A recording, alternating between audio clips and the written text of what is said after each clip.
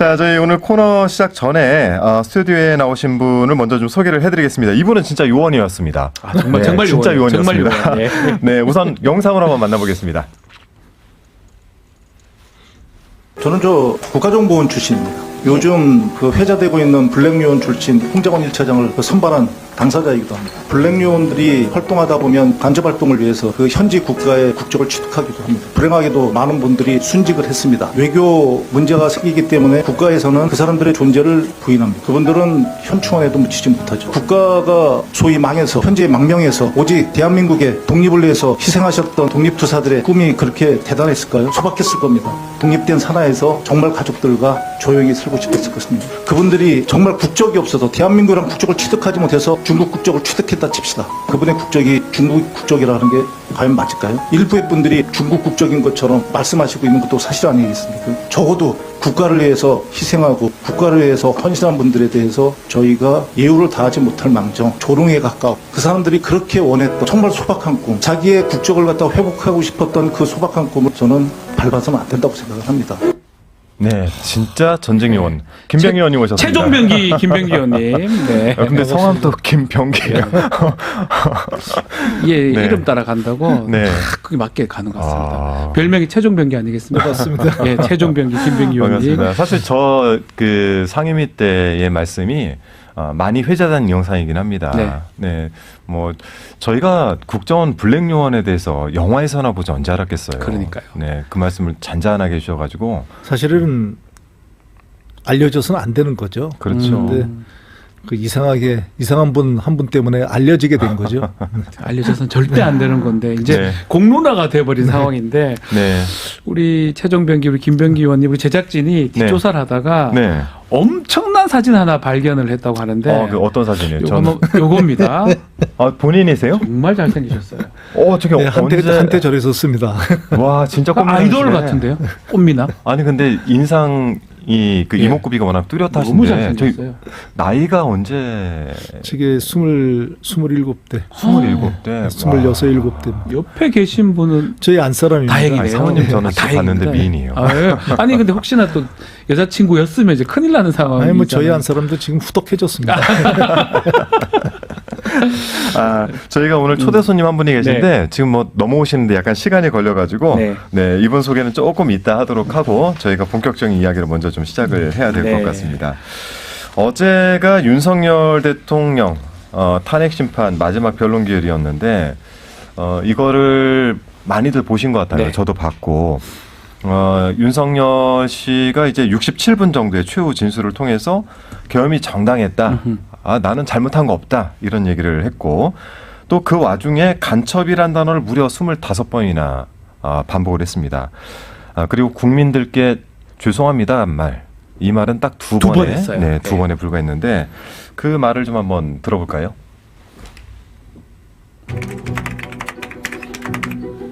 간첩 활동을 막는 간첩단 사건만 봐도 요즘 세상에 간첩이 어디 있냐고 간첩은 없어진 것이 아니라 북한을 비롯한 외부 주권 침탈 세력들과 북의 지령에 따라 북한의 지시에 따라 결국 북한의 지령대로 된 것 아닙니까? 중앙선관위는 이 같은 사실을 중앙선관위 전산 시스템 스크린 차원에서 중앙선관위의 전산 시스템 보안 문제는 반국가 세력이 연계하여 반국가 세력의 실체를 죄송하고 감사하다는 말씀 먼저 드리고 싶습니다. 진심으로 죄송스럽게 생각합니다.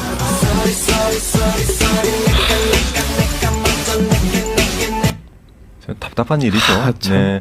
이게 오늘 이제 최고위 발언 중에 그 누가 발언하셨는지 제가 기억이 잘 안 나는데 리플리 증후군이라는 네. 게 있어요. 리플리 증후군. 자기가 만든 세상에 갇혀가지고 진짜라고 믿는 딱 그런 모습이 아닌가 생각이 들어요. 이 최후 진술이잖아요. 매우 중요한 자리입니다. 어제 같은 경우는 출석도 늦게 했어요. 듣기 싫어서 그런 것처럼 저는 인식이 됩니다. 네. 국회 측에서 한 얘기 듣기 싫어서 본인 얘기할 때만 왔다는 거 와서 지금 한 얘기 들어보면 확신 갖고 있는 진짜 리플리 증후군 아닌가 이 정도로 네. 심각한 걸 느꼈는데 우리 김병기 의원님 어떻게 보셨습니까? 저는 거꾸로 네. 이 기회에 저 거짓말 탐지기 한번 해봤습니다. 거탐 거짓말 탐지기. 그 진짜 작동을 잘 합니까? 아이고 저 그래도 그것도 과학 장비이기 때문에 네. 잘만 사용하면 꽤 저 참고 자료는 쓸만합니다. 참고 자료를 근데 이게 뭐 쓸만하다. 지금 뭐 형사 사건이 아니니까 징계 네. 사건에는 그거 종종 네네. 사용하거든요. 근데 정말 써보고 싶어요. 저도 그거 별로 안 믿었는데 네. 이런 걸 갖다 쓰는 걸 갖다 저는 뭐 찬성하는 편은 아닌데 이분에 대해서는 정말 써보고 싶었습니다. 거짓말 탐지기. 예, 저 네. 같은 경우는 이제 군 검찰이 있으면서 거짓 탐지기를 했는데 군 검찰에서 예, 씁니까? 증거 능력은 사실 없습니다. 그렇죠. 법적으로. 그럼에도 불구하고 실제로 이제 그 반응을 그 기반으로 해서 심리를 건들 수는 있겠네요. 아마 보시고 싶은 게 예. 윤석열이 정말 확신을 갖고 얘기하는 건지 본인도 모르고 거짓말하는 건지 저도 궁금합니다. 이게 라이스코어라고 나오거든요. 정말 네, 거짓말하고 네. 있는지 대충 거짓말하고 있는지 이게 나옵니다. 저 국정원에 그것도 있을 때, 국정원에 있을 때 단계가 있어요? 나옵니다. 예, 국정원에 있을 때 저 거짓말 탐지기를 갖다 하거든요. 네네네. 그럼 그거가 생각보다 꽤 이렇게 사실관계를 아는 데는 좀 도움이 됩니다. 근데 네. 제가 이것까지는 모르겠는데 네.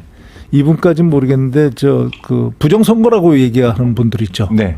뭐 황교안서부터 시작해가지고 뭐 그러게요. 그거 유튜버들 네, 네. 그거 거짓말 탐지기 하면은 이거 허위 나오는데 제가 저 동검입니다. 그 두 사람은 반드시 그 거짓말 아니 탐지기. 그 사람들은 저 그분들 그게 거짓말 알면서도 허위가 알면서도 뭔가 다른 이득을 위해서 할 그렇습니다. 것이다 이렇게 말씀하시는 네. 것이네요. 네. 저희 김병희 의원님이 저랑 앞방이에요. 네. 앞방이어서 어제 점심 때 저희가 방끼리 방팅을 했습니다. 방팅도 있습니까 의원들 네, 사이에? 방팅을 했는데 마주 앉아서 국정원 이야기를 좀 풀어주셨는데 야 저희가 정말 모르는 세상이더라고요. 궁금합니다. 네. 궁금해서는 안 되는데. 자 저희 이야기 나누는 동안 한 분 더 오셨습니다. 강덕구 의원님 오셨습니다. 의원님 안녕하세요. 어서 오세요. 강덕구입니다. 저희가 불파하게 출연을 하시면은 원래 의원님들 소개를 직접 하지 않고 영상으로 먼저 소개를 하는데 아마 강덕구 의원님도 영상이 좀 준비되어 있지 않나요? 예, 궁금합니다. 네. 영상 한번 틀어주십시오.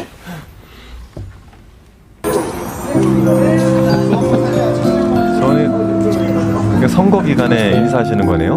네.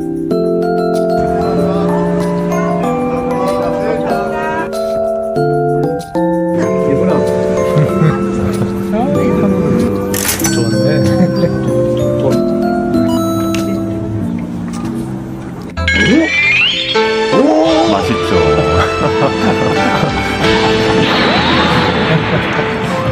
사탑이 시험이네. 예, 사탑시험이에요. 설탕물. 젊은 친구들이 이걸 좋아하시더라고요. 아, 그렇군요. 감사합니다. 맛있어하시네. 저거 드신 거 이름이 뭔지 아시나 모르겠네. 저 이름 아세요? 탕후루. 저게 요즘 유명한 탕후루. 네. 저 진짜 맛있어요. 맛있어요. 진짜 맛있는데 네. 지금은 약간 한물 간 것 같습니다. 그래도 장사하시는 분들이 계시기 때문에. 이 말씀 좀 드리기만 한데 너무 귀엽게 네. 너무 잘 드셔가지고 보기가 너무 좋습니다. 강덕구 의원님은 네. 지난 21대에 그 서울 양평간 네. 고속도로 종점 변경 의혹을 처음 제기하셨던 알고 분이기도 있습니다. 합니다. 예, 예. 네, 반갑습니다, 의원님. 예, 감사합니다. 반갑습니다. 네, 서울 양평고속도로 얘기하셨는데 사실 그 전에 네. 국감 때 우리 한준호 의원님이 그 내용을 네. 정확하게 지적을 해주셨습니다. 네, 아, 네. 그래서 저는 경산이 땅. 사실 그 전까지는 한준호 의원님을 제가 잘 몰랐습니다. 그런데 대단한 우리 당의 병기다.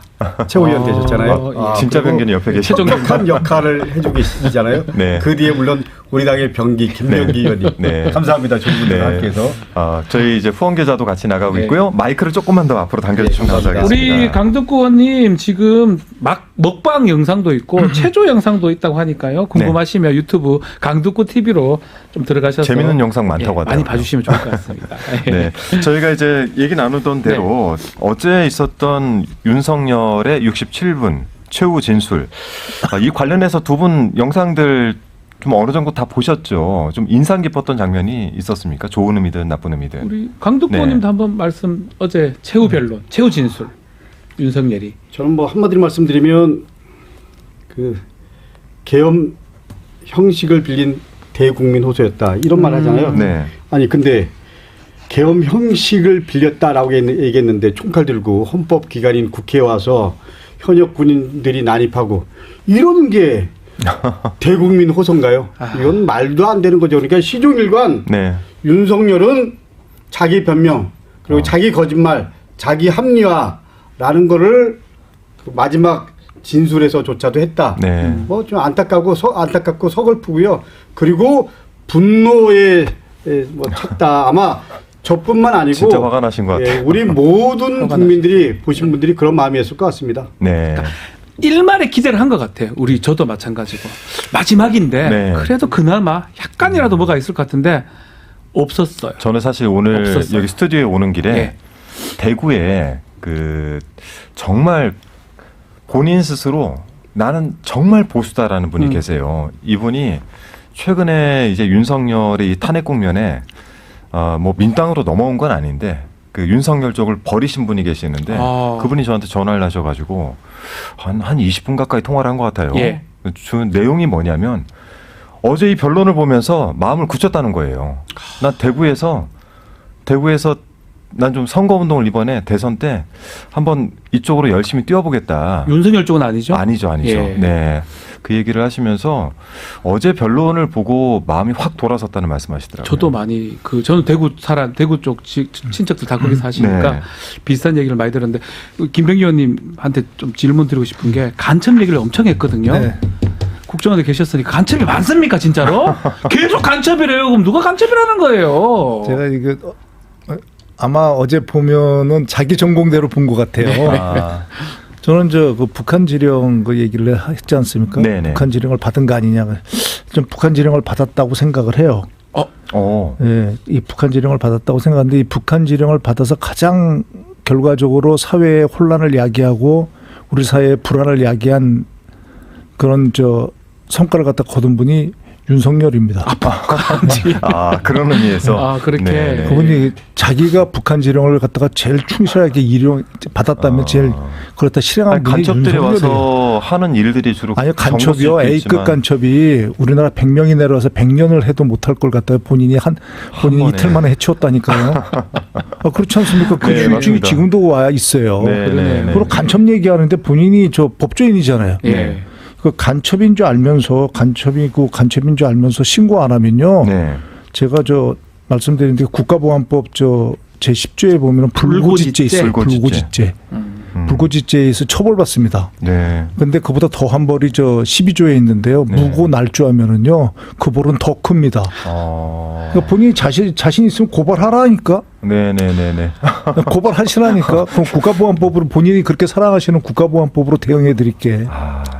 그 윤석열 씨를 이렇게 보고 있으면은 지난 대선 때에도 사과를 해야 될 때 개사과하지 않습니까? 그건 저는 개사과.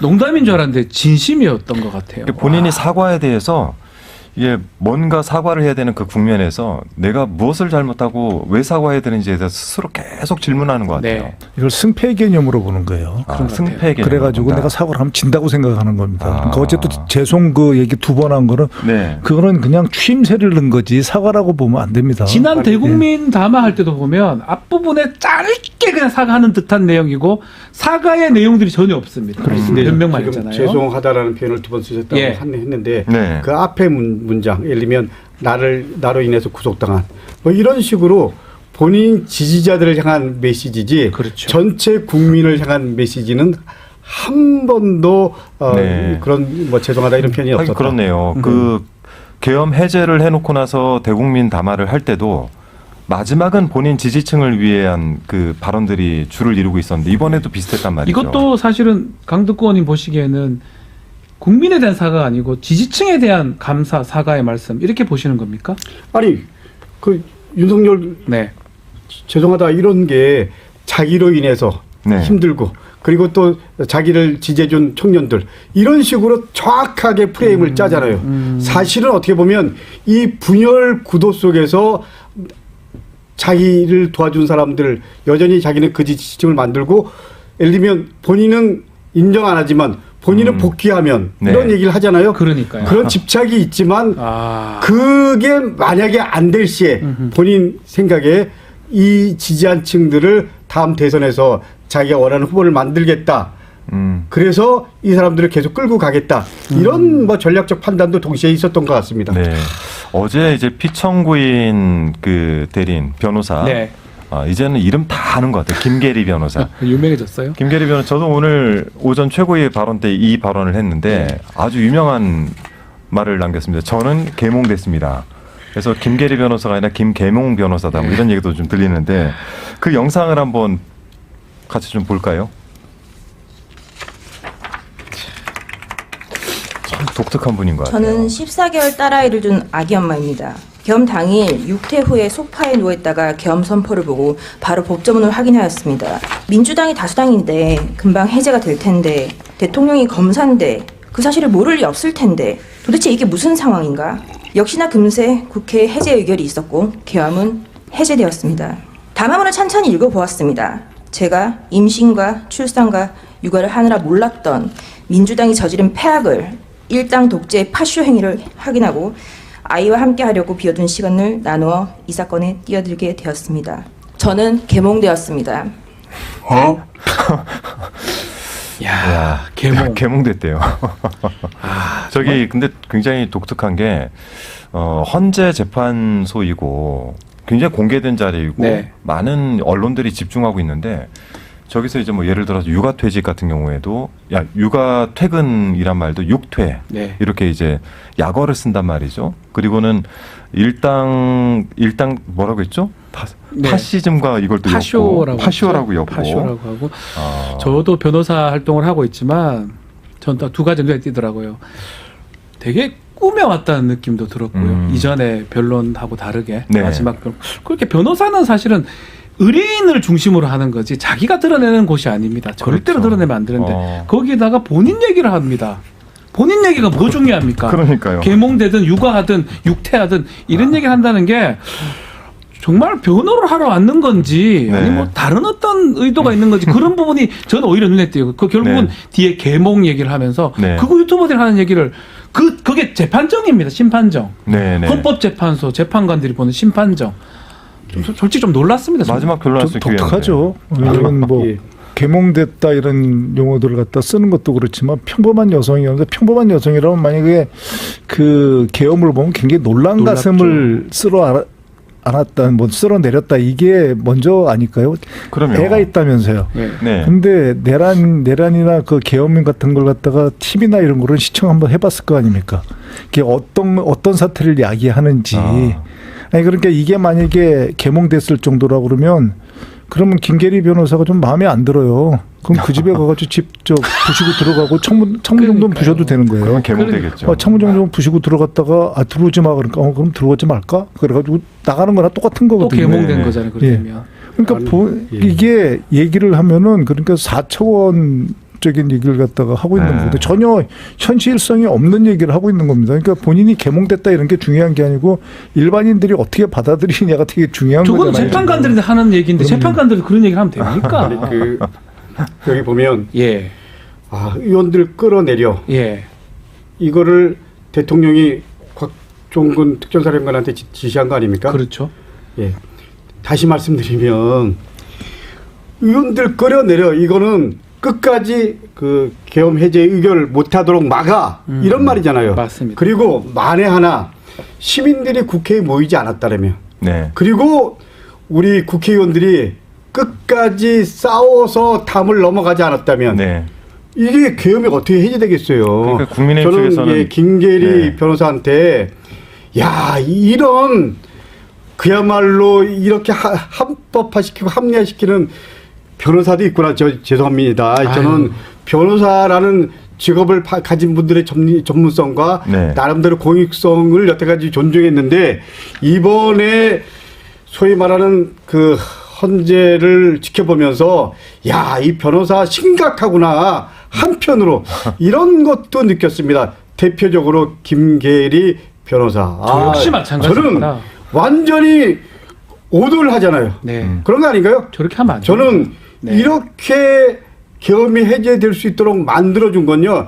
여의도에 놔준 시민들 그리고 응원해준 국민들 그리고 끝까지 담을 넘어간 우리 국회의원들 맞습니다. 네. 아닌가요? 네. 맞습니다. 지금 화면에 나오고 있는데 국민과 우리 국회의원들이 막은 건데 국회의원이 막은 거는 한 1%밖에 안 되는 거고요. 변론을 하는 거잖아요. 네. 재판관들 들으라고 하는 겁니다. 원래 같으면 변호사가 그럼요. 얘기하는 거는 저는 지지자들한테 한 얘기 같아요. 그러니까요. 지지자들, 일부 지지자들. 그러니까 극우들이 쓰는 언어를 반복적으로 그대로 쓰고 따라한 있어요. 거거든요. 계속해서 반복적으로 본인이 변론에 담고 있고. 네. 저는 다행인 거는 제가 이제 어제 요거는 이제 좀 저희 청구인 측 변호사 중에 제가 요즘 집중해서 보는 변호사분이 장순욱 변호사님인데 네. 제가 장순욱 변호사님은 이 문학도셨던 것 같아요. 네.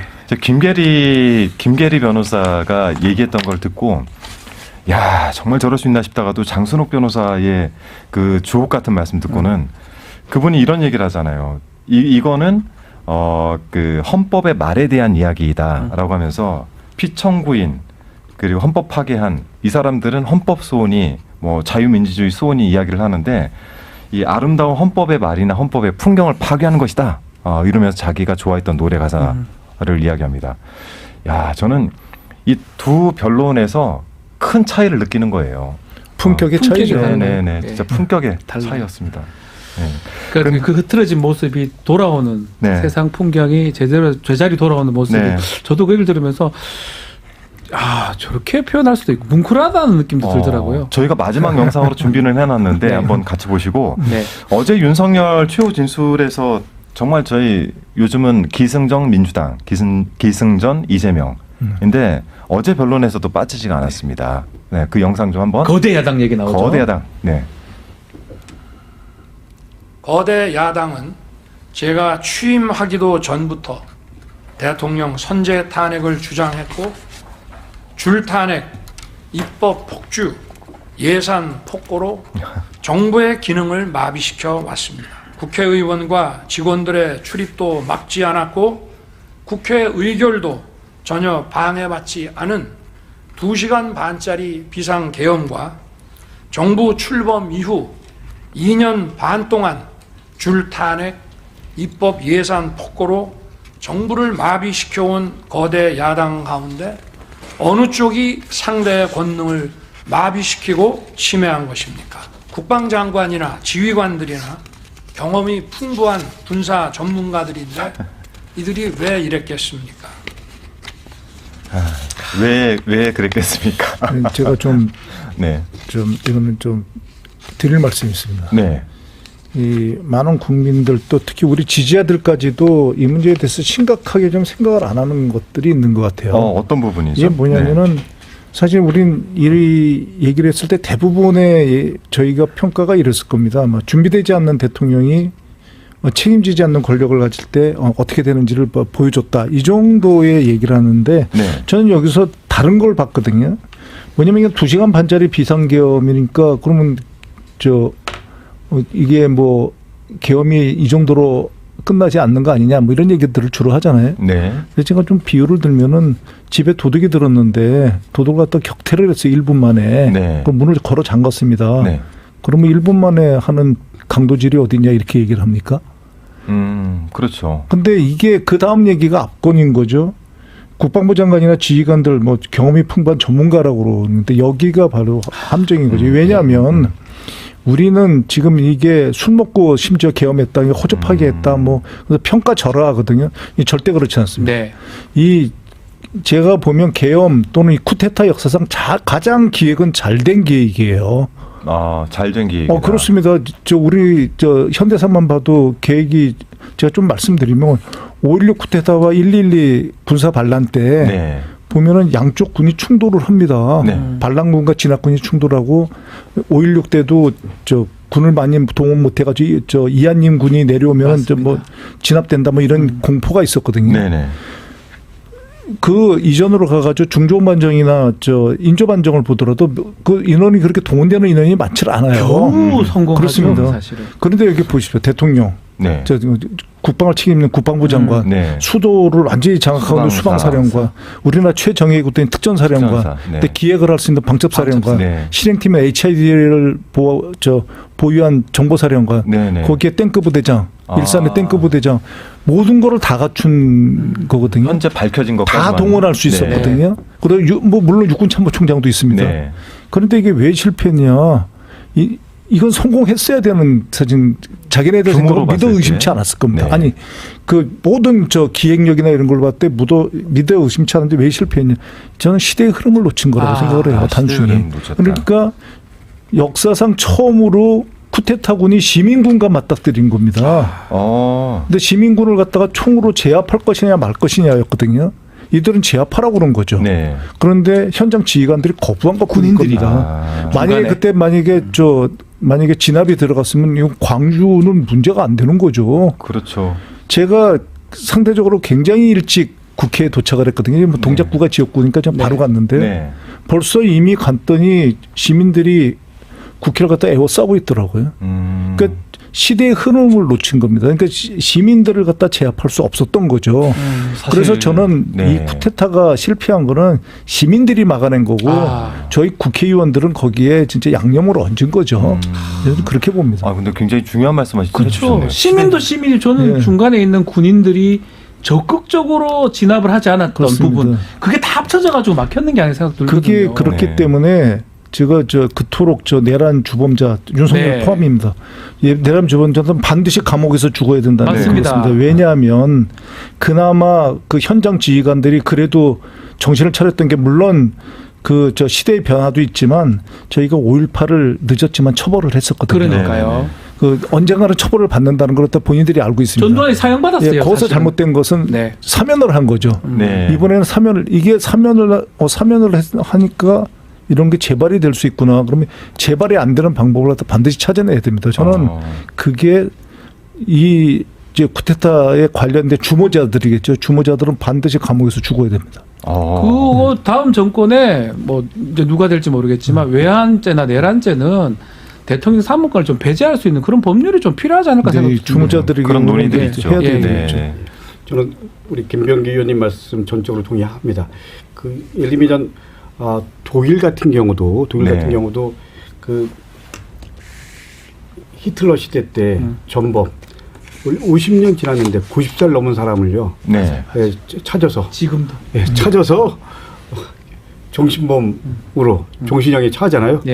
저는 그렇게 역사가 단죄를 할 때 그게 역사가 되는 거지 그게 아니면 과거가 된다. 그렇기 때문에 우리는 과거가 아닌 역사로 만들어야 된다. 그렇기 때문에 이번 내란 관련된 부분은 분명히 역사의 이름으로 단죄를 해야 된다라는 게 제 원칙이고요. 두 번째, 취임 이전부터 선액 탄죄 주장을 했다라고 얘기를 하지만 이런 말씀 드리면 지금 이 방송을 들으시는 분들이 어떻게 생각하실지 모르겠지만 우리 민주당은요, 이재명 대표 포함해서 계속 윤석열 대통령한테 여야 대표 회담하자. 그리고 예를 들면 우리가 뭐 같이 큰 틀에서 국정 협의하고 그리고 우리가 협조할 부분 협조할 용이 있다. 이런 게 일관된 메시지였습니다. 저도 예를 들면 원내 운영이 열릴 때 그때 김대기 비서실장인가요? 비서실장한테 왜 여야 영수회담 당신 주선하지 않냐. 계속 하니까 자기가 말씀드리겠다. 결국 그렇게 했는데 총선 끝나고 공식적으로 한 거 아닙니까? 저는 딱 한 번 한 거잖아요. 그럼요. 그러니까 이건 정치도 없고 정치력도 없고요. 야당도 인정 안 하고 그리고 김용현 경호실장 때부터 말씀하신 대로 계속 이 민주당 안 돼. 이재명 안 돼. 뭐 이런 식으로 하면서 마지막은 이제 계엄밖에 없어. 이런 거가 이런 결과를 낳은 거죠. 사실 이제 계엄을 본인들의 도구로 사용을 한 건데, 그게 뭐 노상원의 그 수첩에 뭐 여러 형태로 나오고 있지 않습니까? 혹시 노상원 수첩은 보셨나요? 직접은 못 봤습니다. 내용은 아시지 않습니까? 네, 내용은 압니다. 그런데 거기서도 하나 제가 짚을 게 노상원이 기획자로 몰고 가고 있거든요. 잘 봐야 됩니다. 지금 내란이 많이 밝혀진 것 같지만 이 전모가 전혀 밝혀진 게 없어요. 어떤 것도 밝혀진 게 없습니다. 그게 노상원이가 수첩에 자기가 적었는지 아니면 다른 걸 보고 적었는지부터 밝혀내야 됩니다. 그 얘기를 그러니까 예를 들면 얘기를 하면 노상원이 어디에서 나온 게 아니라 이런 회의에서 있었던 내용을 노상원이가 적었을 수 있어요. 그럴 가능성 높죠. 그럴 가능성이 있죠. 예. 그렇죠. 네. 그게 그럼 그렇게 되면 이건 문제가 완전히 달라지는 겁니다. 설계를 한 거예요. 설계를. 맞아요. 김병주 의원님도 그때 그 얘기 비슷한 얘기를 하셨어요. 하셨죠. 네. 그렇기 때문에 그걸 갖다가 기본적으로 다 봐야 되고요. 네. 그리고 또 하나 뭐 거대 야당 지금 계속 탓을 하고 있지 않습니까? 네. 거대 야당에 대한 심판은 그리고 여당에 대한 심판은 국민이 하는 겁니다. 그렇죠. 물론 투표를요. 그러면 우리가 180석 가지고 뭐 했냐 그랬을 때 뭐 사람들 뭐서 그래 그거 갖고 저거 그럼 192석 줄게라고 그 의석을 주신 분들은 국민이지. 그렇죠. 그렇죠. 본인이 그렇게 잘했으면 본인한테 줬겠죠. 네. 여당이 우리가 108석 세고 저 본인들이 192석을 이 말 가져갔겠죠. 자체가 거대 야당 얘기하는 게 예. 국민이 밉다는 얘기를 하는 거예요. 그렇습니다. 말이 됩니까 이게? 대통령이라는 사람이. 그래서 노상원 수첩에 보면은 약간 그런 내용들이 나와요. 그러니까 본인들이 총선 이후에 자기네들이 그 다수석이 될지 보통 이제 그거를 기준으로 해서 예. 계획들이 나오고 그리고 나서 혹시나 우리가 소수당이 될 경우에는 이렇게 나오더라고요. 네. 이게 썸뜩한 네. 게 하나 있는데 일반인들이 잘 모를 겁니다. 에이 이렇게 진짜 말은 되게 멋있는데 이렇게 실행이 됐겠어? 이런 얘기들을 저희 아주 그 지지자분들도 하시거든요. 일반인들 네. 많이 합니다. 사람을 진짜 그렇게 때려 죽이겠어 이러는데요. 그 특수부대 그 특수훈련을 받은 분들은 적진에서 활동하시는 분들이에요. 북한에 가서. 네, 그 일본의 훈련이 저희들도 약간 받았는데요. 네, 네. 진짜 전문적으로 받는 블랙들도 그렇지만 이 HID 같은 부대들은 생각을 하지 않도록 훈련을 받습니다. 생각을 하지 않도록. 생각을 하면은 못 하죠. 죽여라 하면 죽이고 죽어라 하면 어디를 죽고. 가가지고 진압을 해야 되는데 네. 그러니까 예를 들면 본인들이 적진에 투입돼가지고 거기를 갖다가 거기를 예를 들면은 어떤 상태로 그러니까 진압을 해야 되는데 네. 또는 제거를 해야 되는데 그게 그 하는 과정에서 생각을 하게 되면은 생각을 많이 하게 되면 많이 하게 될수록 그건 안 되는 겁니다. 그렇게 안 되도록 훈련을 갖다 계속 반복시키거든요. 네, 네. 거기에다가 경험이 쌓이면서 이제 그 본인이 이제 하나의 그러니까 그런 요원으로 양성이 되는 건데요. 네. 그러니까 죽였겠어? 죽이고도 남죠. 저는 그러니까 실행 가능성이 컸다 이 말씀 하시려고 하는 거죠. 궁금한 게 무섭다. 그게 명령이 내려갔냐 하달됐느냐 안 그게 더 됐느냐가 중요한 거죠. 거지. 네. 명령이 하달 안 됐길래 망정이죠. 명령이 하달됐는데 가만히 생각해 보니까 안 되겠는데 이건 별개의 문제라니까요. 아니 그 내용에 보면 수거란 단어가 많이 나오잖아요. 수거 계속 나와요. 이게 진짜 쓰는 용어입니까? 거기서 쓰죠. 거기서 쓰는 용어죠. 수거는 겁니까? 그런 은어죠. 네. 결국에는 뭐 이제 예. 생명을 끊는다. 그렇죠. 그래서 그 이재명 대표님이 말씀하신 대로 고기밥으로 만날 뻔했다는 거 맞다니까. 예. 그리고 우리가 또 하나 중요한 거 빠져 있는데요. 네. 예, 과도한 예산 삭감 얘기하잖아요. 예, 맞아요. 근데 사실 제일 큰 예산 삭감 내용이 지금 국민의힘에서 주장하는 윤석열이 주장하는 게 두 가지입니다. 하나는 예비비 삭감한 거랑 네. 그리고 특활비 두 가지 아닌가요? 특활비. 근데 제가 알기에는 통상적으로 뭐 작년 기준으로 하더라도 전체 예비비의 집행률이 한 30%입니다. 네. 근데 이번에 예산 삭감한 거 예비비가 50% 삭감한 겁니다. 그러니까 전혀 문제가 안 됩니다. 네. 두 번째, 우리 특활비 같은 경우 두 가지입니다. 특활비라는 게 특정비 같은 경우는 카드로 하는 거고요. 그리고 전 특활비 같은 경우는 카드 없이 쓰는 거잖아요. 이 내용을 좀 가져와라. 그렇죠. 증빙이 안 됐죠. 증빙 자료 제대로 된 게 하나도 주지 않았어요. 그래서 이 부분은 우리가 당연히 예를 들면 국민의 힘이 뭐라 그러든 윤석열이 뭐라 그러든 우리가 여기 김병기 의원님이 그 특활비, 특정경비 이런 부분에 대해서 잘 아실 거 아니에요? 제일 잘 아시죠. 내용이라도 좀 봐야 되는 거 아니냐. 이거를 전혀 주지 않은 겁니다. 그리고 어떻게 보면 이 특활비에서 해외 순방할 때 다 이런 거로 나가는 거잖아요. 네. 그렇죠. 그런 내용이라도 좀 알아야 되겠다. 네. 이런 거 갖고 이걸 국정 마비시켰다. 이렇게 얘기를 하니까 이게 국회는 당연히 예산을 보고 심사할 권한이 있습니다. 그럼요. 헌법상에. 그러니까 예산 편성에 대한 부분은 집행부 정부지만 예산 심의에 대한 부분, 국회가 하는 건데요. 결산에 대한 부분은 국회의 권한이고요. 그리고 특정 경비 그리고 뭐 또 특정 활동비라고 하더라도 이 내용에 대해서는 알아야 되겠다. 이거 갖고 마치 국정 운영을 못하게 야당이 막았다. 이런 식으로 프레임을 건다라는 게 이건 기가 찰 노릇이죠. 기가 찰 노릇이죠. 이것 때문에 네. 비상계엄을 해야 돼? 윤석열 대답해봐. 말이 안 되는 거죠, 말이. 아니, 대답 듣고 싶지 않을 거예요. 특정 근데 가장 큰 예산은 R&D 5.4조 예. 본인들이 깎았지 다 않습니까? 깎았잖아요. 그럼요. 저는 특정 경비 조금 네. 저 덧붙이면은 우리가 좀 반성을 해야 됩니다. 아, 그래요? 사실은 왜냐하면 국회에서 이번에 그러니까 제대로 본 거죠. 네. 국회에서 그동안 그걸 갖다 그냥 관례라고 그러고 넘겨준 너무 거예요. 쉽게 승인을 했다. 뭐 미국의 예를 들면 좀 그렇긴 한데 미국은 공작 경우에도 건건히 보고를 받습니다. 공작에도요? 네, 공작도 건건히 보고를 받습니다. 그러니까 일괄 보고를 받는 게 아니고 네. 건건히 보고를 받고 예산 사용과 예산 결과를 갖다 다 보고 받습니다. 단 그게 중요한 게 아니고 네. 그거 받는 거보다 그걸 받고 나서 보안을 지키는 거죠. 근데 그 보안을 지키는 게 미국 의회에서 그게 누설되거나 공개된 경우가 거의 없어요. 참고로 저희 이제 정보위가 복수 상임인데 정보위는 비공개로 치러집니다. 그러니까, 네. 그런데 아니 다른 뭐 미국 같은 건 다른 것도 다 마찬가지입니다. 아. 다른 것도 다. 그런데 우리나라 같은 경우에는 그게 그 보안을 이유로 지금 공개를 자기네들이 보고를 못 하겠다는 거거든요. 미국 국회의원은 뭐 특별하게 좀 잘나고 네네. 한국의 국회의원은 문제가 있다. 그런 거 아니거든요. 이게 결국 본인들이- 시스템에 가는 맞아요. 거거든요. 말만 그런 거예요. 사실. 그렇습니다. 네. 시스템에 가는 거기 때문에 저희가 네. 다 보고를 받지 네네. 않습니까? 그러니까 국회의원들이 그 보안을 유지할 거 아닙니까? 그렇습니다. 당연히 그걸 보고를 공개하겠습니까? 당연히 그 보안을 유지를 국회의원들한테만 하겠죠. 얘기해도 되는 거예요. 야당한테 가서 자 네. 여기 있습니다. 여기하면 끝나는 거 아닙니까? 네. 자, 근데- 김병기 의원님 옆에 계시지만 정보위에서는 보고를 합니다. 네. 보고를 하기 때문에 네. 우리 그 허영 의원 포함해서 이번에 우리 네. 예산 상임위에서 네. 이 부분에 대해서 보고를 하라고 얘기를 한 거죠. 네, 그런데 네. 이런 식으로 프레임을 걸어서 마치 민주당 때문에 마치 거대 야당 네. 때문에 국정 운영 못해. 네. 그래서 그래서 우리가 계엄한 거야.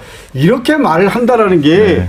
완전히 뭐 근데 저희가- 말도 안 되는 얘기 한 거죠. 좀 정부 약간 봐도 화가 나 예산처럼 있는데. 그렇게 예민한 예산도 누설된 적 없어요. 네. 그러니까 그 정도 예산은요 누설 안 됩니다 절대. 이유가 안 된다. 자, 말이 안 된다. 윤석열이 황당한 발언을 어제 많이 하긴 했는데 그 중에서 진짜 황당한 발언 중에 하나가 복귀를 하면 개헌을 하겠다. 네, 이런 발언을 했습니다. 진작 네. 좀 하지. 직접 하는 거 한번 들어볼까요? 네. 그러나 12.3 비상계엄은 과거의 계엄과는 완전히 다른 것입니다. 무력으로 국민을 억압하는 계엄이 아니라 계엄의 형식을 빌린 대국민 호소입니다. 12.3 비상계엄 선포는 이 나라가 지금 망국적 위기 상황에 처해 있음을 선언하는 것이고 주권자인 국민들께서 상황을 직시하고 이를 극복하는 데 함께 나서달라는 절박한 호소입니다. 제가 직무에 복귀하게 된다면 먼저 펼칠 체제를 우리 몸에 맞추고 미래 세대에게 제대로 된 나라를 물려주기 위한 개헌과 정치개혁의 추진에 후반부를 집중하려고 합니다. 저는 이미 대통령직을 시작할 때부터 임기 중반 이후에는 개헌과 선거제 등 정치 개혁을 추진하겠다는 계획을 가지고 있었습니다. 현직 대통령의 희생과 결단 없이는 개헌과 정치 개혁을 할 수 없습니다. 그래서 내가 이것을 해내자고 생각했던 것입니다. 누가 보면 취임식인 줄 알겠어요. 취임식인 줄 알겠어. 그 개헌은 그냥 됩니까? 야당하고 합의해야 되고 3분의 2 의원이 필요해요. 아, 무슨 또 헛소리. 지금 죄송해요. 그래서 네. 이제 임기 단축 개헌을 네, 이야기하는 그 것 얘기하려고 같은데 하는데. 그 밑자락을 지금 저기다 깔고 있고 이거를 이제 그 국민의힘 측에서 풀어주기를 바라고 있는 그런 뉘앙스를 좀 띄고 있지 않나 싶고 또 하나는 정치 개혁이라는 부분과 87 체제를 우리 몸에 맞추고 이런 단어들이 나오는데 네. 다분히 의도가 많이 깔려 있어요. 그러니까요. 네, 어제 이 장면들도 많이 보셨을 것 같은데 복귀하면 개헌과 정치 개혁을 추진하겠다. 이게 탄핵 기각 가능성에 전제를 두고 하는 말인데 여기에 대해서 어떻게 생각하십니까? 복귀를 본인은 확신을 갖고 있는 거기도 네. 하고요. 본인만 그렇게 생각을 하겠죠. 제가 이렇게 여당 의원님들도 이렇게 만나보고 그러면은요. 네. 헌법재판관이 6명이든 네. 8명이든 전원일치로 인용이 된다는 것을 믿어 의심치 않습니다. 그게 그렇게 안 되면 사회 전반이 사회 시스템이 무너지는 거거든요. 네. 이게 더구나 전국에 생중계된 문제입니다. 근데 왜 이렇게 얘기를 할까? 네. 사실 개헌에 대한 걸 하려면 저 변호사님께서 말씀하셨지만은 사실 야당의 협조가 필수적인 거잖아요. 그러니까 입벌구라니까. 그러니까 그냥 되는 대로 막 얘기를 네. 하는 거지. 네. 언제는 야당 때문에 아무것도 못한다고 그랬는데 아니 하물며 그 개헌을 갖다가 하는데 야당에 도움이 없이 할 수 있다고요? 야당과 협조 없이 할 수 있다고 말도 안 되는 소리 하고 있는 거죠 지금. 저는 개헌의 불법성을 얘기해야 되는데. 저는 두 가지 측면에서 바라봐야 된다고 생각합니다. 하나는 네. 박근혜 전 대통령도요. 자신이 파면당할 걸 생각 못했다고 합니다. 맞아요. 아, 그렇죠. 저는 여전히 윤석열은 나 복귀할 수 있어. 예, 이거는 그냥 기각돼. 이런 확신이 있다. 예, 확신이 저 여전히 있는 것 같습니다. 그리고 그 주변의 측근들, 그러니까 말씀하신 대로 대다수 국민의힘 국회의원들은 이미 전 힘들어라는 쪽인데 여전히 그 안에 있는 사람들은 복귀합니다. 이런 식 그리고 본인도 여전히 남아 있는 것 같습니다. 그게 한 60%인 것 같고요. 계속 예. 그런 얘기를 누군가 주변에서 이야기를 하겠네요. 그리고 또 한 가지 만에 하나 본인이 네. 복귀 안 된다고 하더라도 어쨌거나 이 개헌이라는 프레임을 갖고 반 이재명 전선 구축하고 지금 개헌 얘기하는 사람들 많잖아요. 그렇죠. 그 같이 연대해서 반 이재명 전선 형성하겠다. 이제 사안을 흐리는 겁니다, 사실. 그래서 저는 그런 부분에서 반 이재명 그리고 복귀 이 두 가지 속에서 이런 메시지를 던진 것 같습니다. 현실을 외면하는 거죠. 직시하는 게 아니라. 네. 그러니까 저기 뭐 예전에 부산 엑스포를 유치할 때도 확신이 있었다는 거 아닙니까? 택도 없었는데 이긴다고 보도가 됐고요. 네. 최근에도 그 보면 자기들이 이번 총선에서도 압승할 거다 이렇게 분석이 되는 것도 그러니까요. 있고 지금 들리는 얘기에 따르면 대통령실이나 그 주위에서는 기각이다. 그러니까 자기들끼리 그냥 망상에 빠져가지고 하는데 실제로 그 우리 과거를 보면 네. 다 틀렸잖아요. 엑스포 틀리 잼버리 뭐 다 엉망으로 했잖아요. 분석력도 제로다. 뭐 걱정할 필요는 없을 것 같습니다. 네, 최후의 진술, 윤석열 씨의 최후의 진술.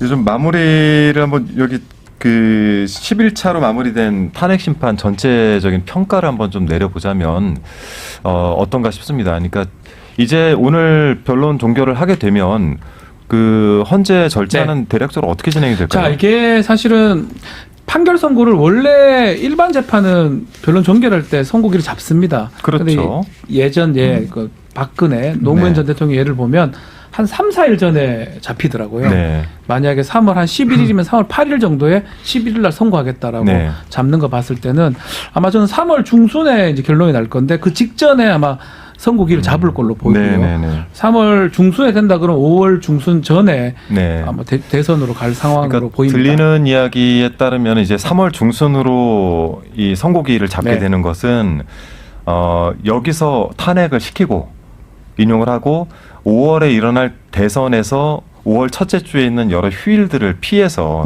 대선 기간을 잡겠다라는 의도도 있다라는 평도 있습니다. 5월 6일, 7일, 8일 다 그 공휴일이 비슷해가지고 그럼 5월 11일 때 13, 14 그때 14일 수요일이거든요. 그때로 계산된 것 같기도 합니다. 네네네. 두 분은 그 어제 그 변론에 대한 총평을 내리자면 어떻습니까? 그 양측의 입장을 좀 보시긴 했는데 뭐 총평 내릴 가치가 없네요. 그러니까 총평을 내려야 되네. 근데 이번 변론길에 저희가 좀 집중해서 많이 봤던 것 중에 하나가 국정원에 또 계셨고 홍장원 1차장을 직접 그 뽑았다라는 말씀도 들었는데 홍장원 때리게 매우 집중을 했단 말이에요. 얘네들이 홍장원 때리게 집중했던 이유가 있을 텐데요. 그 내용을 보면은 유일하게 대통령이 직접 그 국회의원들을 갖다가 잡아들이라는 내용의 그 말을 갖다가 그 유추할 수 있는 게 홍장원이거든요. 다른 그 증인들은 김용 의원한테 들었다. 그러니까 대통령한테 직접은 못 들은 거죠. 그런데 홍장원이 주로 계속 오직 일관되게 처음부터 계속 얘기하고 있는 거거든요. 그럴 뿐만이 아니고 홍장원이가 가장 뼈아픈 지점인 거죠. 그러니까 홍장원으로 인해서 이게 정치인 정치인들을 갖다가 이렇게 전부 다 체포하려고 그랬구나. 14명 네, 네. 정치인을 체포하라고 그랬다는 걸 최초로 얘기를 했고 네. 그다음에 그게 여러 가지 증인들과 부합하고요. 네. 그러니까 국민의힘과 윤석열의 그러니까 공격점이 맞춰지는 거죠. 제가 아까도 말씀드렸지만 윤석열의 목표와 국민의힘의 목표가 좀 다른 것 같습니다. 윤석열이는 자기가 어떻게 하든지 복귀하는 게 목표라고 한다면 네. 국민의힘은 윤석열을 포기하고 네. 대선에 집중하는 거거든요. 이제 현실성을 갖다 현실을 좀 더 직시하고 있는 거죠. 근데 홍장원만은 아닙니다. 이게 홍장원은 둘이 다 공격을 할 수 있는 지점이 있는 거죠. 윤석열이는 물론이지만 이 국민의힘 같은 경우에 만약에 이 홍장원이를 놔두면 본인들이 결국은 내란 세력 정치인을 체포하고 정치인의 한동훈이도 있습니다. 네네. 한동훈 전 대표나 이런 사람들을 갖다가 체포하라고 그랬다는데 본인들이 외면하는 꼴이 되는 거거든요. 네네. 그렇기 때문에 정치인의 체포 이런 거를 이 헌정 질서를 문란시키고 완전히 무력화시키려고 그랬다는 데 대해서 본인들이 외면하자니 그렇고 그럼 이 내용만 없으면 외면되는 겁니까? 실제 윤석열은 홍장원 차장을 신뢰를 많이 했나 보죠? 상당히 했다고 그럽니다. 예. 그거는 이전서부터 얘기가 있었던 거니까요. 네네. 제가 그렇게 입원을 통해서 들은 게 아니고 이전서부터 만약에 원장이 바뀌면 언젠가는 홍장원 차장이 될 수 있는 유력한 홍장원 그렇기 때문에 네. 한 말씀만 더 드리면 그렇기 때문에 홍장원의 진술이 좀 굉장히 진실된다고 얘기를 갖다 일관되게 하는 게 어느 조직에서나 본인이 속한 조직의 장이 되는 게 꿈입니다. 그렇죠. 이 장이 되는데 가장 가까이 자기가 접근했어요. 온갖 노력을 다해서. 네. 근데 그거 포기한 겁니다. 특별한 계기가 있을까요? 넘버 2까지 한 거잖아요. 그렇습니다. 근데 네. 가만히만 있으면 되는 거예요. 네. 이게 아니 외면하거나 그러지 않고 그냥 받았을 때 네 알겠습니다 하는 척만 해도 되는 거예요. 네네. 근데 이건 아니잖냐. 저한테 얘기한 것들이 있습니다. 뭐냐면 그 전에 이제 선배들이나 이런 분들 얘기를 들어보면 그 이후에 네. 이게 뭐냐면 평생을 국가를 위해서 싸웠다. 나 네. 대통령한테 충성한다. 네. 그런데 대통령 앞에 국민이 있다는 겁니다. 국가가 있고. 그럼 만약에 이걸 갖다가 만약에 부정한다 그러면 자기 인생 우리 국정원의 블랙요원의 자기 40년 인생이 부정당하는 거거든요. 그럼 그렇게 되는 거 아니겠습니까? 네네. 저희가 한 말씀만 더 드리면 오로지 국민을 위해서 해외에서 무법성이 인정되는 유일한 우리나라에서 유일한 권한을 가진 게 블랙요원이거든요. 네. 그렇지 않습니까? 블랙요원들이 국민을 위해서라면 해외 나가서 암살도 할 수 있는 거잖아요. 일종의 살인면허 같은 거. 그런 거잖아요. 그거에 전제 조건이 있습니다. 국민을 위해서입니다. 국민을 위해서. 국민을 해하는 어떤 것도 해서는 안 됩니다. 네. 그렇기 때문에 정보기관이라는 데가 국내 활동을 하는데 조심해야 되는 이유이기도 하거든요. 그러니까요. 근데 그게 딱 뼈에 박혀 있는 거죠. 그러니까 대통령의 그 지시만은 따를 수가 없는 거예요. 그러니까 거기에 얼마나 솔직히 지금 말은 담담하게 하지만 갈등이 저는 없었다고 생각 안 합니다. 절대. 그러니까 자기 원장 자리를 포기하는 거거든요. 그렇군요. 그 가운데 본인을 임명했던 윤석열은 옆에 앉아있고 윤석열은 자꾸 자기하고 생각이 그러니까 사실과 다른 이야기를 자꾸 하고 있으니 거기 앉아서 그 답변을 하는 홍장원 전 차장의 입장도 혹시 기억하시는지 모르지만 인사를 안 받더라고요. 탄핵 심판 과정에서 홍장원 차장이 가면서 인사를 했는데 인사를 딱 외면하는 모습 보면서 씁쓸했겠네. 저도 씁쓸하고 홍장원 차장도 사실 많이 좀 대통령직에 대한 예우였을 겁니다. 그렇죠. 대통령에 대한 예우죠. 인사할 수 있죠. 당해야 되고. 근데 윤석열 받지 않더라고요. 우리 김병기 의원님 말씀대로요. 홍장원이 어떻게 보면 이번 내란죄를 입증할 핵심 증인이다. 그리고 그 메모가 핵심 증거다. 이렇게 생각하시면 될 것 같고요. 그렇기 때문에 홍장원 이 논리를 무너뜨리지 않으면 국회의원 언론인 이 체포 계획이 다 안에 있는 거잖아요. 그렇기 때문에 홍장원을 씹을 수밖에 없다. 뭐 이런 거 아닌가요? 네. 저희가 어제 또 마지막 어쨌든 변론이 있었기 때문에 이 얘기를 좀 길게 해봤고요. 다음 저희가 좀 나눠볼 이야기는 어쨌든 계엄의 방아쇠가 됐다라고 하는 거는 명태균 게이트 아니겠습니까? 특히 이게 윤석열 부부하고 연결이 돼 있고 그렇죠. 또 김건희하고의 통화가 실상 김건희와 윤석열 간의 뭔가 소통이 있었다라는 것만 증명을 해낸다면 이거는 크나큰 문제가 될 수 있는 것이라 그래서 이 윤석열 부부의 공천 개입 정황이 담긴 녹취 파일이 또 추가 보도가 됐는데 역시 명태균 통화였습니다. 함께 좀 듣고 이야기 나누겠습니다.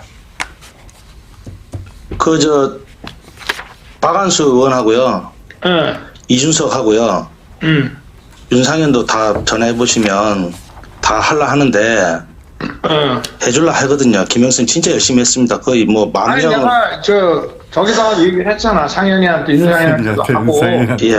근데 그러니까 아무래도 윤한홍 의원이 조금 불편한가 봐요. 윤한홍이가? 예. 왜냐면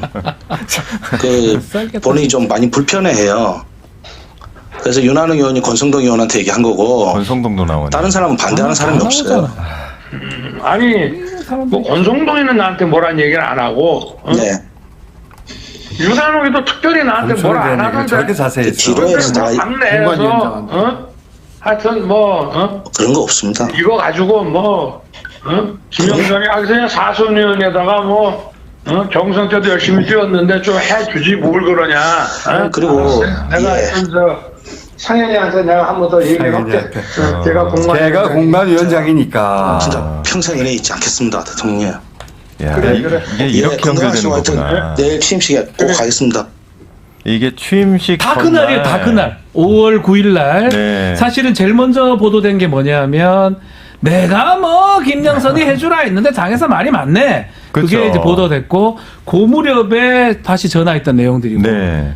김건희 목소리 좀 있으면 또 나옵니다. 야. 등등의 내용들이 다 나오고 있습니다. 우리 어떻게 들으셨습니까? 다 맞네요. 보니까. 공천 개입한 거죠. 아니 맨 처음에 윤상현이 공관위원장인지 몰랐다고 했는데 네. 공관위원장인지 그것도 거짓말이에요. 그러니까 맨 전에 얘기는 뭐 구체적으로 적시하지 않았는데 윤상현 얘기 나오고요. 네. 또 좀 있으면 아마 김건희 얘기도 나올 겁니다. 나옵니다. 다 서로 얘기들이 주고받았어요. 그러니까 네. 한마디로 말씀드리면 김건희와 윤석열 부부가 같이 공천에 적극적으로 관여한 게 아니고요. 개입한 게 아니고 주도했다. 주도했다. 뭐 이렇게 생각하시면 될 것 같습니다. 저희가 어제 이제 소개해드렸던 그 녹취가 하나 있었는데 네. 이게 이제 김건희 명태균 간의 녹취거든요. 그러니까 제가 말씀드린 대로 실제 법률상으로는 김건희 자체가 이 공천과 관련된 대화를 나눴다고 해서 네. 이 자체를 뭘로 처벌하기가 참 애매하지 않습니까? 다만 그 녹취가 윤석열과 연결이 된다. 네. 요거를 입증을 해내면 그렇죠. 사실 큰 게이트가 되는 것이죠. 연결됐어요. 네, 이게 연결되는 겁니다. 너무 사실은 지금 큰 게 많기 때문에 네. 문제가 없지만 그렇죠. 어떤 정권이라도 이런 일이 생기잖아요. 바로 무너집니다. 그럼요. 사실은. 그거 다 공직선거법 위반이고 박근혜 같은 경우는 비슷한 걸로 징역 선고 받았거든요. 그렇죠. 2년 징역 받았죠. 네네네. 본인이 또 수사를 했고요. 근데 지금 와가지고 지금 저기들끼리 앉아가지고 여론조사 받고 비용 안 주고 네. 비용 대신에 공천 주기로 내용 했는데 조작하고 비용 대신에 공천 네. 주기로 했는데 김영생이 주라고 하니까 안 주니까 네. 공간이 협박해가지고 바꾸는 상황까지 다 드러나고 네. 있잖아요. 제가 정확하게 기억은 안 나지만 소위 말하는 저 비아폰을 12월 2일 날 네. 민주당에 줄 수도 있어 이렇게 자 얘기를 하면서 네. 하면서 윤석열이 깜짝 놀라서 12월 3일 날 뭐 이렇게 했다는 얘기도 있습니다. 그러니까는 명태균의 비아폰이 실제로 저렇게 계엄 선포하는데 결정적인 영향이 계엄의 방아쇠가 저 전호금이 결정타라고 보거든요. 네. 전호금이 나오면 그럼요. 본인 입장에서 방법이 없다고 생각이 드니까 네. 계엄으로 간 거라고 그러니까 여기에 봅니다. 그전에는 나오던 사람들이 이름이 매우 한정적이었는데 네. 다 나와요 그냥. 뭐 박완수, 이준석, 윤한홍, 권성동 다 나옵니다. 그래가지고 윤상현까지. 명태균이라는 사람이 이게 참 보면은 굉장히 정치적이라고 생각이 드는 게 자꾸 이제 보험을 들어요. 어디다가 보험을 드는데 뭐 요 내용을 보면은 그 어제 김건희 조선일보 폐간에 목숨 걸었다 이런 이제 뉴스 보도가 있었는데 이 내용을 봤을 때 이게 주진우 기자인가요? 네. 주진우 기자가 녹취를 요거 배경을 좀 설명해 드리면 이제 명태균이가 이건 최근입니다. 네. 명태균이 구속되기 직전에 이 김건희하고 윤석열의 치부가 담긴 USB를 아마도 어떤 언론사를 통해서 용산에 전달하려고 했던 것 같아요. 그런데 그 과정에서 네. 언론사 이제 기자가 네. 요거를 갖고 아마도 용산을 조금 협박하거나 뭔가 딜을 하려고 했던 정황이 있었던 것 구두로 같습니다. 전했다 이런 얘기가 그렇죠. 있더라고요. 그러면서 그걸 전달하든가 해야 되는데 그걸 안 하고 약간 자기 언론사 유리하게 네. 아니면 딜할 수 있는 아마 그 얘기를 듣고 김건희가 아마 진노를 한 것 같습니다. 그래서 김건희가 조선일보 패간의 목숨을 걸겠다. 이거 좀 뭐가 맥락은 안 맞는데 이건 최근에 있었던 일입니다. 네, 굉장히 센 발언인데 패간의 목숨을 걸겠다. 이것도 한번 영상 있으니까요. 음성으로 나온 게 있나요? 요거 얘기하기 전에 네. 혹시 기억하실지 모르겠지만 박근혜 전 대통령이 공천 개입을 합니다. 맞습니다. 그래갖고 그렇죠. 그거를 중앙지검장 시절에 윤석열이 8년을 그 구형 때린 게 있잖아요. 그래갖고 2년 맞았잖아요.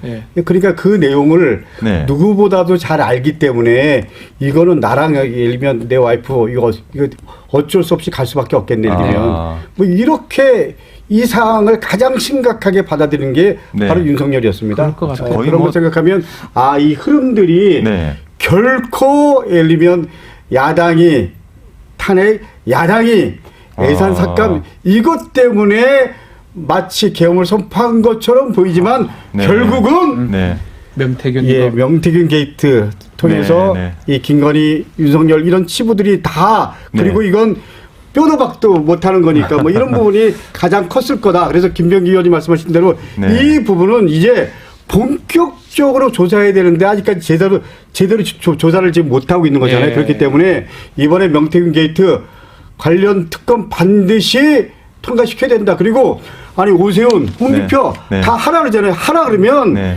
한동훈까지 포함해서 이번에 소위 말하는 여당 국회의원들 명태균 특검을 통과시켜서 시시비비를 가리면 되는 거 아닙니까? 그렇기 때문에 저는 특검 국민 여러분 지켜보십시오.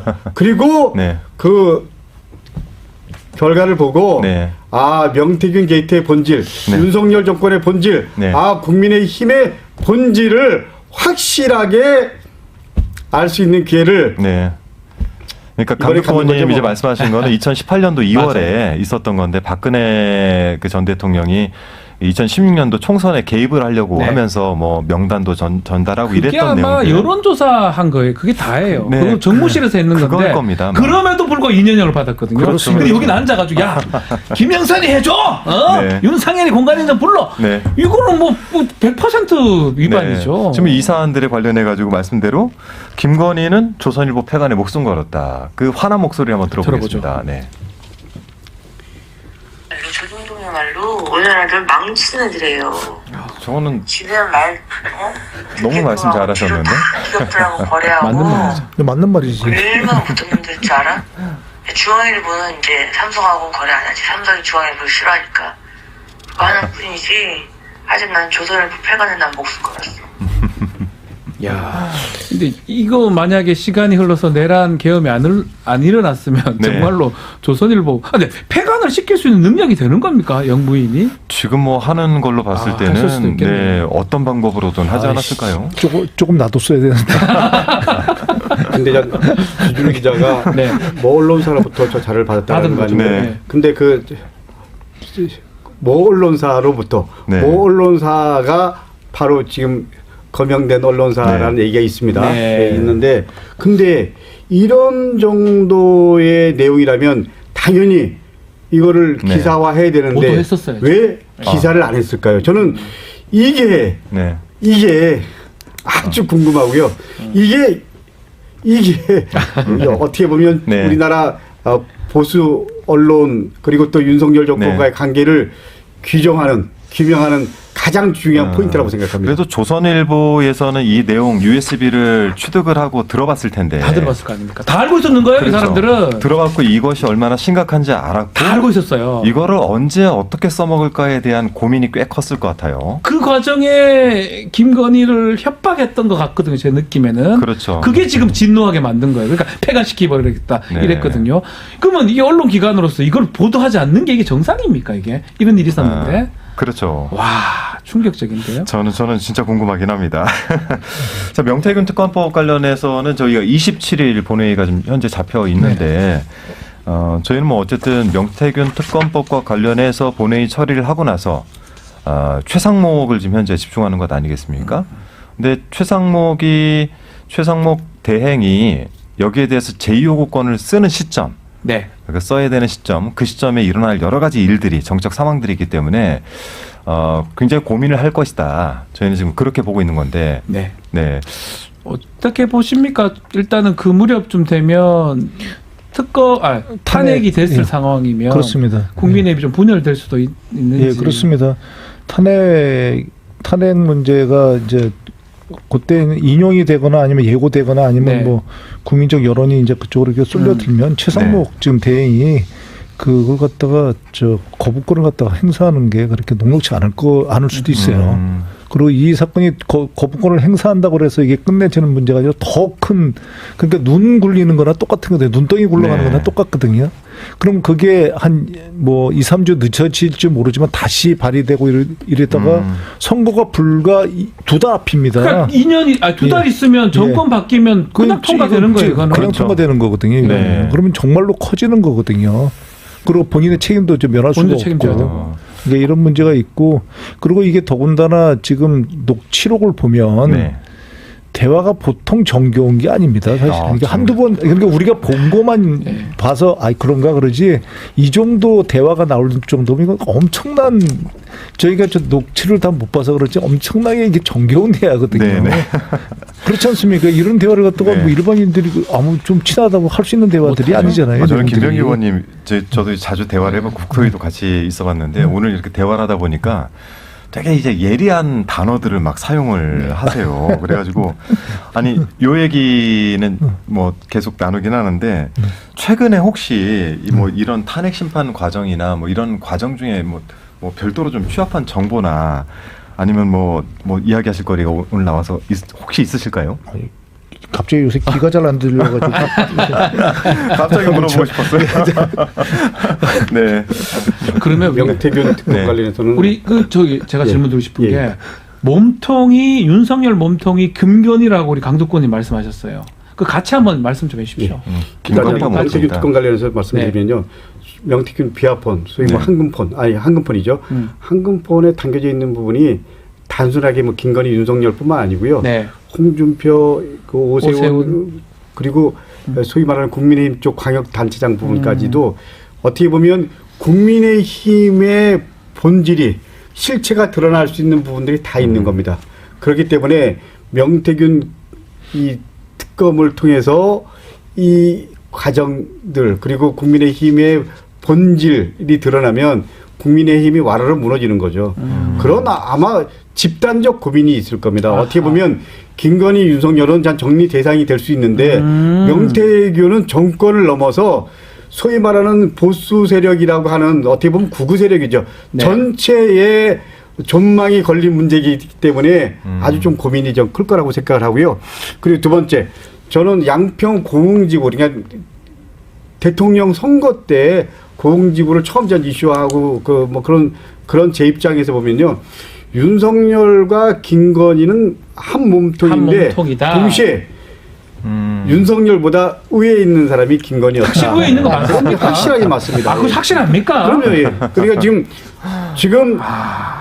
지금 용산에서 원래 부인이 계속 김건희 전화하고 뭐 그랬다는 거 아닙니까? 근데 하고 있다는 거 아닙니까? 결론적으로 말씀드리면 윤석열은 김건희 없이는 못 살지만 김건희는 윤석열 없이 살 수도 있다. 지금 잘 살고 있어요. 그렇기 때문에 결론적으로 말씀드리면 저는 명태균 게이트 통해서 국민의힘의 본질을 확실하게 밝혀야 된다. 드러내야 된다. 그걸 통해서 이제 국힘이 네. 역사 속으로 윤석열과 함께 사라지게 만들어야 된다라는 게 제 입장이고요. 네. 그리고 윤석열과 김건희는 한 몸통이기 때문에 저는 이 부분에 대해서도 우리가 제대로 김건희 네네.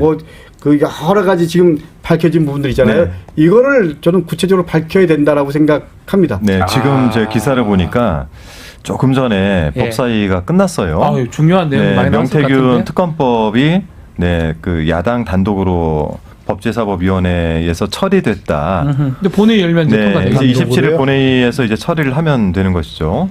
네, 이제 상정할 예정입니다. 네, 저희가. 그러면 결국은 만약에 거부권 행사를 하게 네. 되면 탄핵 그 이후에 돌아올 거가 국회 돌아오면 그렇죠. 그때 이제 탄핵이 됐을 때 네네. 아마 이 국민의힘 의원들이 어떻게 판단할까 200개 넘어갈까 이제 그게 쟁점이 될 것 같네요.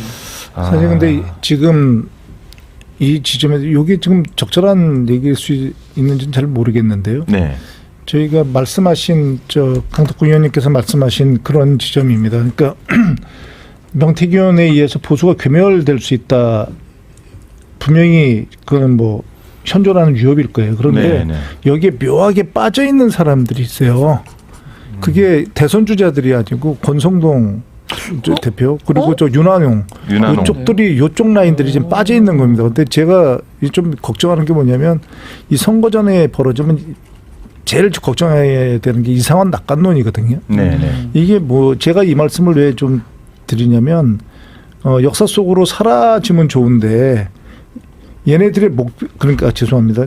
그 보수의 목표가 그러니까 지금 국민의 목표가 저희가 네. 생각하는 생각하는 목표가 아닐 수 있어요. 그러니까 저희는 지금 정권을 갖다가 저희가 되찾아와 가지고 나라를 정상화시키는 게 지금 목표잖아요. 그렇죠.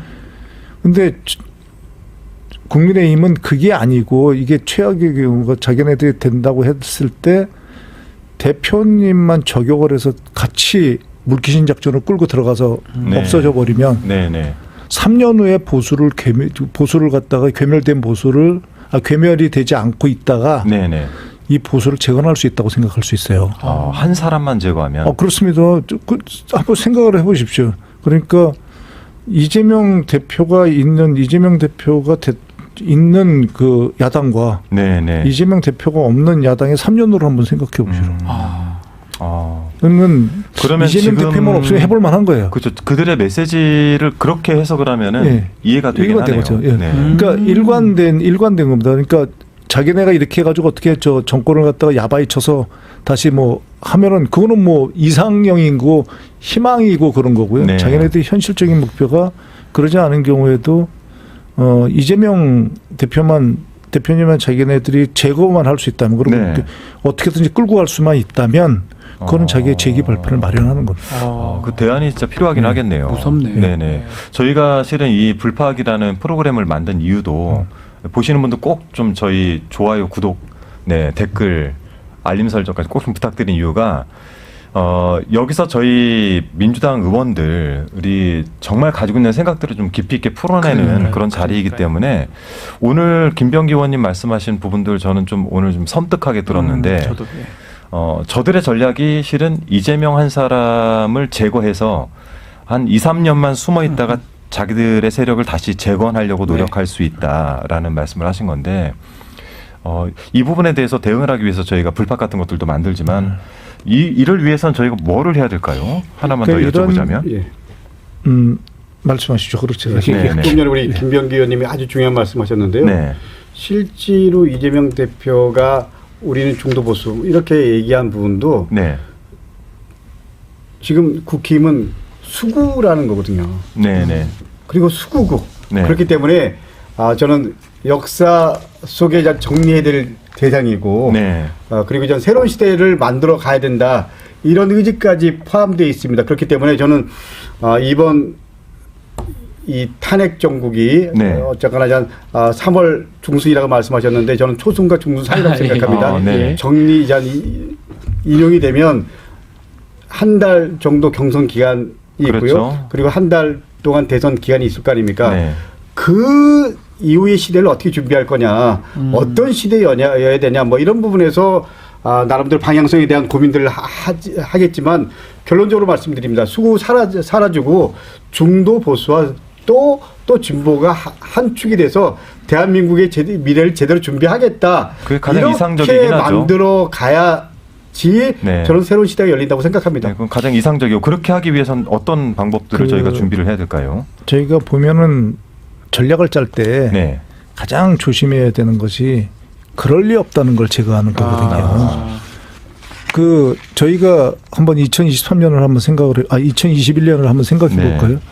그 그냥 지금 생각하면 진짜 덜 떨어진 이런 얘기를 해도 되는지 모르겠다. 괜찮습니다. 준비가 네. 되지 않은 전혀 준비가 되지 않고 그냥 저 술 먹기 좋아하는 검찰총장을 데려다가 네. 경선을 통해 가지고 대통령을 만든 세력이에요. 그렇죠. 그러니까요. 그러니까 절대 할 때 상대를 얕보면 안 됩니다. 네. 그런 세력이 과연 윤석열보다 못하지 않은 사람들을 데리고 그 작전을 짜지 못할까요?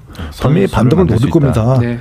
이번 선거가 지금 중도 맞습니다. 다 옳은 말이고 다 맞지만 네. 이번 선거 제가 다뤄놨는데 이번 선거로 중도를 우리가 아무리 표방을 해도 그건 정책이고요. 네. 선거전은 네거티브로 시작해서 네거티브로 끝날 겁니다. 오로지 네거티브 선거를 해가지고 최대한으로 붙여야 됩니다. 그러니까 저희가 반드시 선거를 하면 제거의 목표가 대표님 같은 분을 갖다 제거를 하는데 목표가 1차 두는 것도 있지만 네. 제거의 내용이 약간 다를 수가 있는 게 선거전을 했는데 네. 선거 결과가 우리가 한 0.5% 이겼어요. 네. 이러면 안 된다니까. 그러니까 이러면 또 저기서 불복종하고 뭐하고 그렇죠. 뭐 벨쇼를 다 할 겁니다. 그러니까 이 선거를 이기는 데서 실질적으로 우리가 이 대통령 선거는 보통 보면 3%에서 5% 정도 이제 5%를 넘어가면 이거는 이긴 선거잖아요. 네, 네. 그러니까 적어도 저희가 그렇게 더 이상을 벌리려고 정말 이전 선거랑 달리 이제 배전의 노력을 다 해야 되는 게 훨씬 더 열심히 해야 된다. 그렇습니다. 이게 0몇 프로 이렇게 되면 이거 우리가 더 치면 우리가 더 예를 들어 버티고 더 불복종하고 우리가 뭐 보이콧하고 그러면 우리가 3년 후에 우리가 가망성이 있는데 이 희망을 주면 절대 안 된다니까. 그 말씀이시죠. 결국에 선거 결과를 통해서 완전히 이번 선거를 정리를 해야 된다. 제압을 해야 된다. 네. 우주의 기운을 모아야 됩니다. 선거는 어떻게 돼서는 네. 그냥 요행 바라지 말고 정말 우주의 모든 것을 모아서 해야 되지 않을까 생각이 듭니다. 대한민국의 선거 큰 선거가 세 개가 있습니다. 하나는 지방선거고요. 네. 하나는 총선이고 하나는 대선이 있습니다. 근데 투표율이 가장 낮은 게 지방선거입니다. 네. 네. 지방선거는 통상적으로 한 60% 전후가 되고요. 네. 총선은 한 70% 전후가 되고요. 네. 그리고 대선은 80%가 전후가 됩니다. 그래서 제가 중도를 얘기했던 건 이런 겁니다.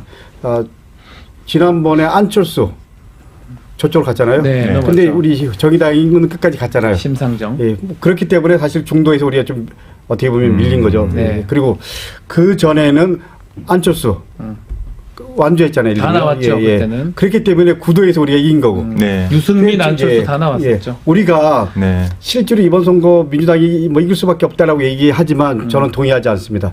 실제로 지난 선거 문재인 후보가 대통령이 됐을 때도요. 정상적으로 치러졌다 그러면 12월 달에 치러졌었다 그러면 저는 어떻게 됐을지 모른다고 생각합니다. 맞아요. 지금도 어떻게 보면 탄핵 국면 선거기 때문에 우리가 해볼 만한 건 사실이지만 지금 구도와 이슈 프레임 이런 부분 속에서 어떻게 될지 모른다고 정상적으로 생각합니다. 치러졌다면 생각해 보십시오. 알 수 없다. 좀 전에 우리 김병기 의원님 말씀하신 대로 윤석열 민주당 정권 하에서 검찰총장이었어요. 근데 저쪽에서 마땅한 이기려고 하여튼 머리 가족했는데 그렇죠. 마땅한 사람이 없어. 그래갖고 윤석열 잡은 거잖아요.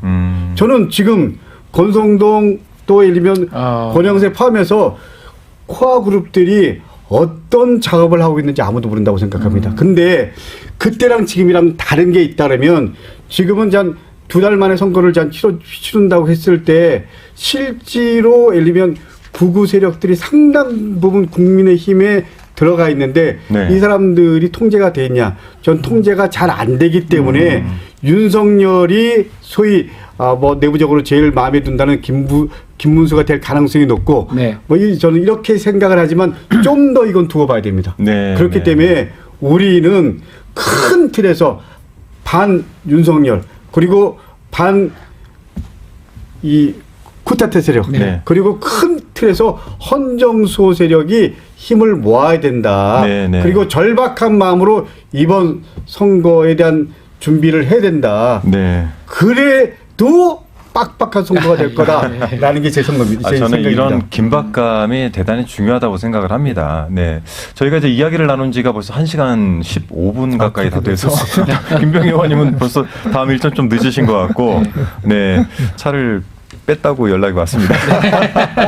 내려가셔야 돼서 예. 두 분과 너무 재밌게 대화를 나눴는데 오늘 이제 말씀 주신 것 어쨌든 지금 상태에서는 긴장감을 절대 늦춰서는 안 된다. 그리고 끝날 때까지 끝난 게 아니다. 네, 그리고 불팍 구독 많이 해야 된다. 이 말씀 꼭 좋아요, 드리겠습니다. 구독, 알림 부탁드리겠습니다. 네. 그리고 마지막으로 두 분 저기 좀 화면 좀 잡아주시고 그 후원 계좌도 좀 같이 올려주시면 감사하겠습니다. 네, 두 분을 잡았어요. 저 말고. 우리 한준호 의원님의 역량을 제가 보겠습니다. 네. 어쨌든 연락드리겠습니다. 저희가 사실 이제 후원이. 후원금을 가장 좋은 건 네.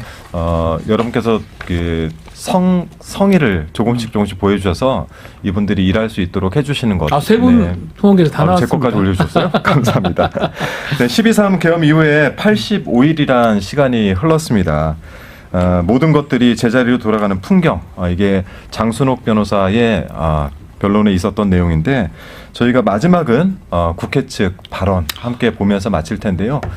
내일 찾아뵙겠지만 어쨌든 다음 주에 또 모시고 또 깊은 이야기 또 오늘 김병희 의원님이나 강덕구 의원님 보니까 이 인사이트가 좀 있으신 것 같아요. 대단하십니다. 네, 두 분의 인사이트를 다음 주에 또 모시고 이야기 나누도록 하겠습니다. 마지막으로 한마디만 꼭 하고 싶습니다. 네, 꼭 제가 하고 싶은 지난주에 말씀. 네. 대구를 갔다 왔는데 김병희 의원님 급하신데. 예, 대구도 바뀌고 있고요. 네. 또 오늘 제가 수원을 갔다 왔는데 네. 수원도 지난 번보다 분위기들이 또 바뀌고 있고요. 네. 바뀌고 있습니다. 다들 네. 절박감으로 이번 대선 우리가 준비해야 되겠구나. 그리고 지금부터 떼야 되겠구나. 그렇게 생각을 하고 있습니다. 저는 네네.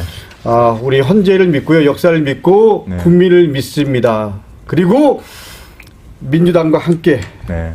우리 당 후보가 되는 누가 됐던 간에 함께 새로운 대한민국을 만들 수 있도록 저희들 열심히 네. 최선을 절박한 마음으로 뛰겠습니다. 함께 새로운 대한민국 만들어 주십시오. 감사합니다. 좀 이르긴 했습니다. 네. 어쨌든 저희는 지금 이 국면에서 여러분에게 민주당 입장에서 어떤 것들이 사실이고 또 어떤 것들을 주목해 봐야 되는지를 말씀드리고 있습니다. 저희 불팍은 내일 또 찾아뵙도록 하겠습니다. 함께 해주신 두 분 감사드리고요. 다음 주에 또 뵙도록 하겠습니다. 고맙습니다. 수고하셨습니다. 네, 고맙습니다. 감사합니다. 네, 수고하셨습니다. 존경하는 재판관님, 피청구인은 자유민주주의를 무너뜨리는 언동을 하면서 자유민주주의의 수호를 말했습니다. 헌법을 파괴하는 순간에도 헌법 수호를 말했습니다. 이것은 아름다운 헌법의 말, 헌법의 풍경을 오염시킨 것입니다. 제가 좋아하는 노래 가사에 이런 구절이 있습니다. 세상 풍경 중에서 제일 아름다운 풍경, 모든 것들이 제자리로 돌아가는 풍경. 이 노랫말처럼 모든 것들이 제자리로 돌아가고 우리도 하루빨리 평온한 일상으로 돌아갈 수 있기를 소망합니다. 저는 그 첫 단추가 권력자가 오염시킨 헌법의 말들을 그 말들이 가지는 원래의 숭고한 의미로 돌려놓는 데서 시작되어야 한다고 믿습니다. 국민과 함께 이 사건 탄핵 결정문에서 피청구인이 오염시킨 헌법의 말과 헌법의 풍경이 제자리를 찾는 모습을 꼭 보고 싶습니다.